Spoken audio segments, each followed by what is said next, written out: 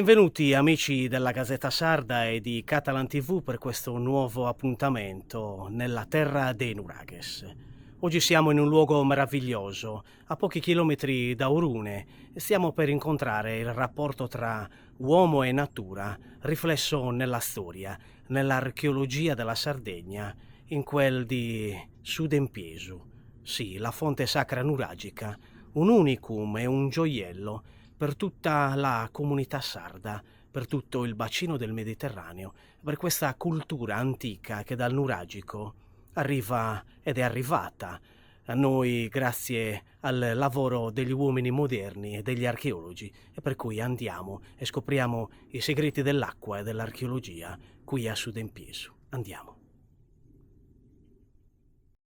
E iniziamo il nostro percorso andando a scoprire quello che è appunto uno dei due sentieri, perlomeno comunque questo è un sentiero botanico, capire anche attraverso le iscrizioni che qui la cooperativa L'Arco, che si occupa della gestione del sito archeologico, ci dà la possibilità di capire che cosa significa gestire un luogo, viverlo e amarlo, perché questo è il sentimento che si percepisce nella cooperativa L'Arco, che da almeno 30 anni vive questo luogo, e coloro che già prima hanno iniziato ad essere parte integrante di questo luogo ne hanno anche dato la luce attraverso lo scavo, quindi lo scavo della fonte sacra Sudempiesu appunto, e quindi possiamo capire qual è il legame stretto tra la cooperativa L'Arco,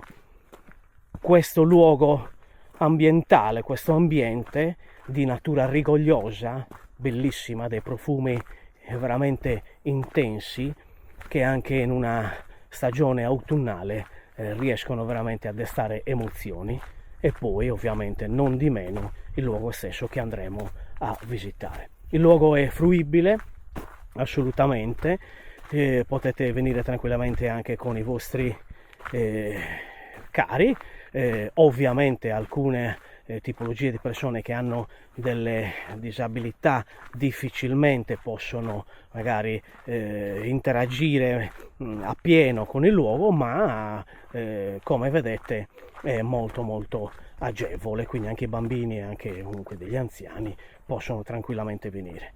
Ora immergiamoci un po' nella natura del luogo, fin giù alla fonte sacra, con un dislivello che supera almeno i 600 se non di più metri al di sotto, quindi andiamo e vediamo questa meraviglia di luogo.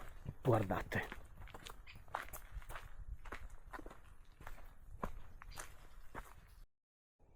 E al termine del sentiero che ci ha reso partecipi di un contesto naturale importante, siamo arrivati all'ultimo passaggio, agli ultimi metri che ci conducano al gioiello nuragico di Orune, Sudempiesu, che ti riporta e ti immerge subito in una dinamica in cui i millenni ti abbracciano, i millenni ti richiamano quasi a contemplare un monumento unico nel suo genere, ed ora lo andremo a vedere meglio da vicino. Dal 1200 a.C. almeno, o giù di lì, diamo solo delle indicazioni di base per non entrare troppo nello specifico, fino al 2025 di oggi, uno spezzone di eternità è qui a Sudempiesu per noi e per voi di Catalan TV e della Gazzetta Sarda, e andiamo a contemplarlo, vederlo, amarlo, grazie anche a coloro che ce l'hanno riportato in vita, e grazie anche alla cooperativa L'Arco che è presente qui per Sudempiesu. Andiamo.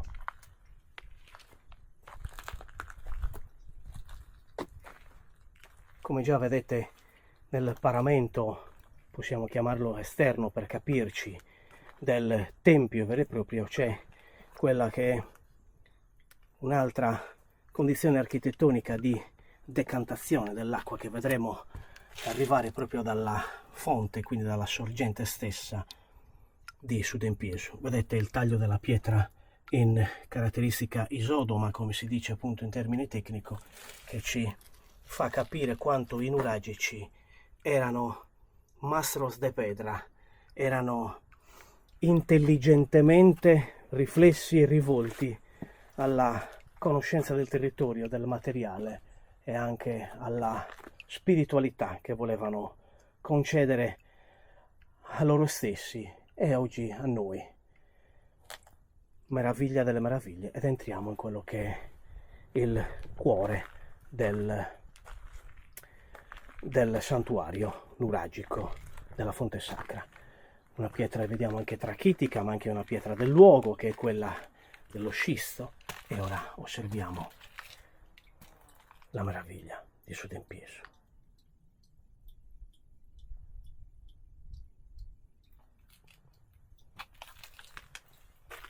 I banconi sedili dove potersi sì anche eventualmente rivolgersi in una seduta di preghiera, ma lasciare anche le offerte per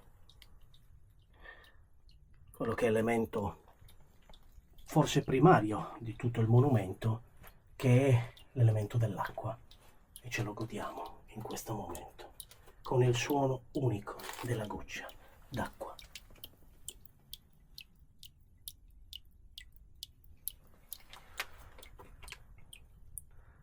Questi scalini ovviamente hanno una valenza archetipica e simbolica, e che riguardano anche tutta la serie di condizioni architettoniche ben scavate, ben lavorate dei pozzi sacri, e che rivediamo nelle fonti sacre, o perlomeno non in tutte, ma in Sudempieso si vede. Così come la presenza della Tolos all'interno, della piccola cupoletta all'interno della camera, unica camera centrale. E per anche alcune magari similitudini vi rimando alla puntata fatta nella scorsa stagione nella fonte sacra su Lumarza, Bonorva, che vi ricorderà e vi riporterà a quasi gli stessi elementi, benché in Sudempieso non li vediamo certamente in una maniera ben più dettagliata, ben più rigorosa nella gestione della conoscenza della pietra. Guardate che meraviglia. Forse qui qualche idoletto anticamente o qualche lucerna. Ovviamente sono solo delle condizioni che io sto valutando così in maniera molto libera, e quindi non prendetemi la lettera. Andate a vedervi le interessanti pubblicazioni sul monumento degli archeologi, che vi daranno la possibilità di comprendere meglio il tutto.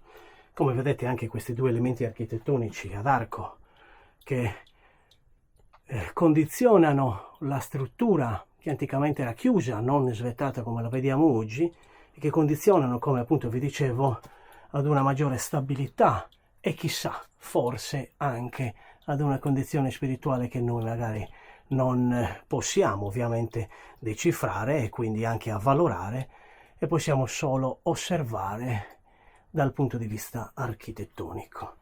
Osservate la magnificenza e la bellezza del luogo, che molti di voi conosceranno, avranno visto, ma che non in tanti hanno magari la possibilità di avvicendarsi in molti aspetti che vanno sia dall'aspetto architettonico a quello religioso e anche a quello archeologico, perché proprio questo monumento, benché restaurato, e ci sono degli effetti appunto ovviamente che vediamo nel monumento del restauro, consideriamo anche degli effetti originali che ancora ci sono e si mantengono.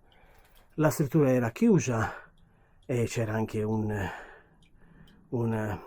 timpano di chiusura con un residuo di monconi di spade che ancora oggi si vede, non qui in situ, e che appunto aveva un numero di spade votive che ci richiamano, ci riportano a tutta quella bronzistica, anche figurata se vogliamo, ma in questo caso delle spade, che non sono quindi solo delle spade votive messe nei vari due pozzetti, come quello che abbiamo visto precedentemente, quindi solo come votive, ma anche come vessillo, vessillo simbolico, vessillo religioso, vessillo che richiamava molto probabilmente il nuragico, l'uomo nuragico, ad una spiritualità molto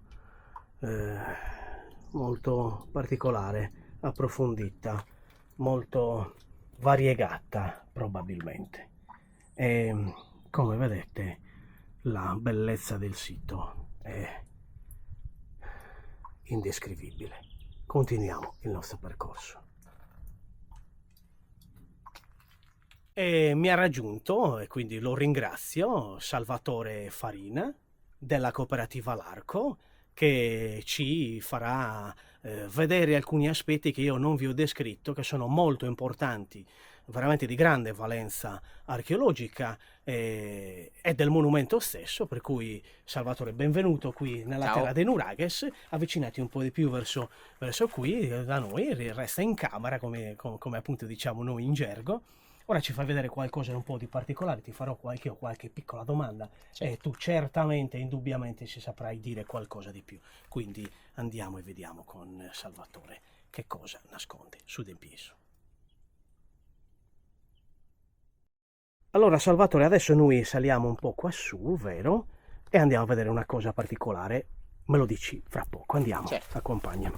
Anzitutto, in che punto del monumento ci troviamo? Siamo sulla parte alta del monumento, Perfetto. dove possiamo osservare il tetto appunto di Sutempieso.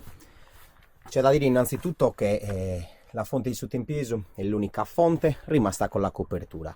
Solo dopo il ritrovamento di Sutempieso si è potuto capire, studiare o anche appunto solo immaginare come le tanti fonti presenti in terra sarda potevano essere in origine.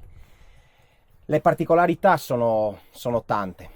Partiamo appunto dalla lavorazione della pietra, la doppia canaletta di scolo, in modo tale che appunto il monumento non avesse un peso ulteriore dell'acqua e che appunto l'acqua cadesse goccia verso goccia dopo goccia, esatto, infatti. goccia dopo goccia a terra e che non picchiasse appunto ai lati del monumento. E quindi questa è una soluzione architettonica ingegnosa, è la conoscenza anche del rapporto tra pietra e acqua che cade dal cielo, comunque magari anche le nevi, no? Per esempio. Certo. Che questa ancora oggi è una zona comunque di nevi, se vogliamo. Allora, qui dove abbiamo il Sutempieso siamo a circa 300 metri sul livello del mare, raramente si è potuta vedere la neve, però le piogge sono comunque sì sempre abbondanti e quindi appunto questo tipo di lavorazione fa capire che questi nostri antenati non erano popolazioni arretrate, sprovvedute come in alcuni casi continuano a volerci far credere. Ora io ti chiedo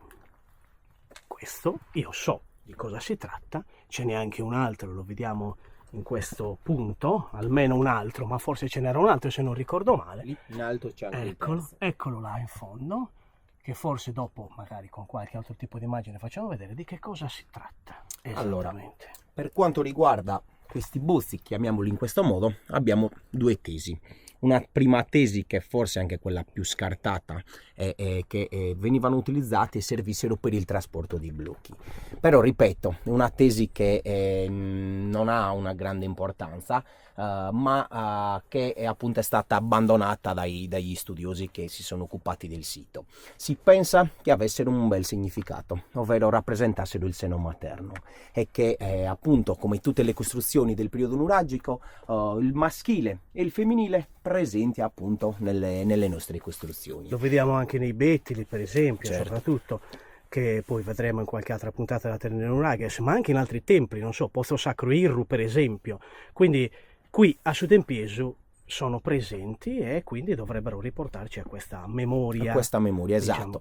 Questa tesi è avvallata anche dal fatto che durante la campagna di scavi alcuni bozzi sono stati ritrovati a fianco del monumento stesso, come a significare che avessero un ruolo veramente importante all'interno appunto della fonte di Sutempieso. In che periodo siamo del primo periodo della costruzione di questo monumento? Siamo intorno al 1200 a.C.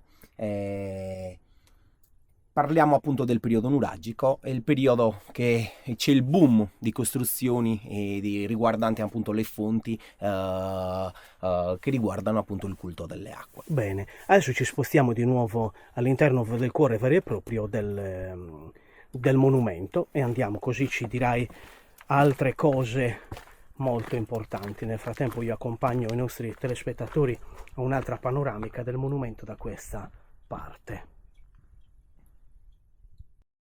E amici della terra dei Nurages, voi che ci seguite in questo viaggio meraviglioso a Sud Empiesu, siamo ritornati in quel bellissimo, interessantissimo momento architettonico. Lo chiamo momento perché ancora l'acqua arriva, ed arriva da dove eravamo appunto prima, e questo ve l'ho fatto vedere all'inizio, ma adesso con Salvatore ci dirà nello specifico cosa è stato ritrovato qui, perché qualcosa di veramente interessante è stato ritrovato in un'altra porzione di scavo successiva a quella degli anni 80, se non ricordo male.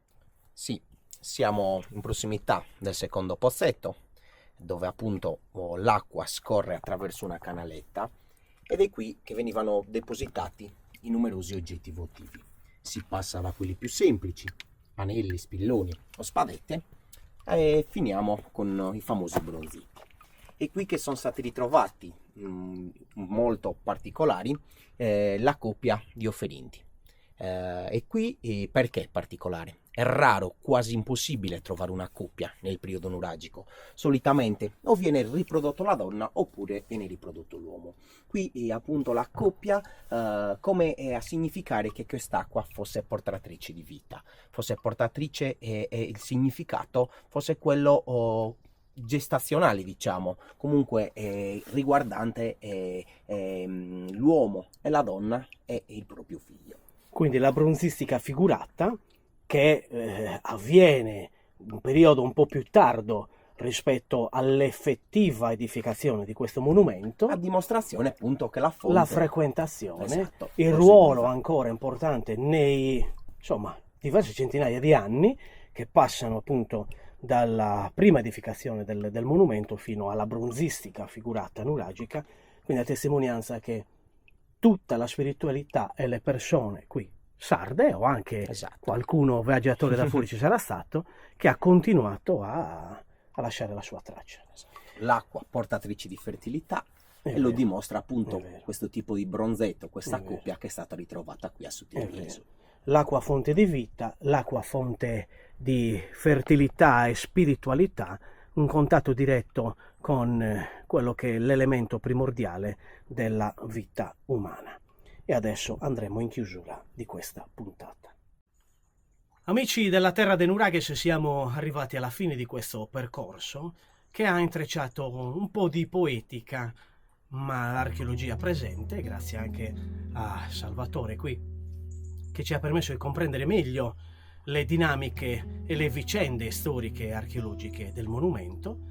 E allora io vi saluto ad un nuovo appuntamento prossimo, chissà dove andrò e dove vi porterò, ma venite qui a Sud Empiesu, abbracciate quella che è la mentalità stessa della cooperativa L'Arco, che è della conservazione, della fruibilità di un luogo unico nel suo genere, come già vi ho detto in apertura, e quindi insieme a Salvatore credo che possiamo dedicare questa puntata ad un personaggio chiave di questa fonte nuragica, che è appunto il Godeval, l'archeologo che ha fatto il primo scavo effettivo qui e che ha permesso a tutti di vivere la bellezza di questo spettacolo.